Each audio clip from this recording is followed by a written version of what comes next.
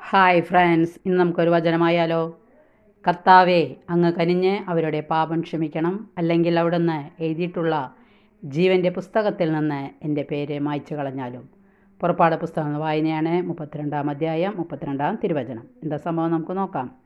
അഭിഷിക്ത നേതാവായ മോശ തൻ്റെ ശുശ്രൂഷാ ജീവിതത്തിൽ പലവട്ടം കരഞ്ഞവനായിരുന്നു. മരുഭൂമി യാത്രയ്ക്കിടയിലും അനേകവട്ടം സത്യദൈവത്തെ പരിത്യജിച്ച് വിഗ്രഹാരാധനയിലും മറ്റു പല കഠിന പാപങ്ങളിലും തീവ്രതയോടെ മുഴുകിപ്പോയ ഇസ്രായേൽ ജനത്തെ ഒന്നാകെ മരുഭൂമിയിൽ വെച്ച് നശിപ്പിക്കുവാനായി ദൈവം ഒരുമ്പെടുമ്പോൾ ദൈവത്തിനു മുമ്പിൽ കൈവിരിച്ചു പിടിച്ച് തടഞ്ഞുകൊണ്ട് ജനത്തിൻ്റെ പാപമോചനത്തിനു വേണ്ടി തൻ്റെ ജീവൻ പകരമായി തന്നുകൊള്ളാം എന്ന് പറഞ്ഞ് കരഞ്ഞു പ്രാർത്ഥിക്കുന്ന ഒരു മോശയെ നമുക്ക് തിരുവചനങ്ങളിൽ കണ്ടെത്തുവാൻ കഴിയും.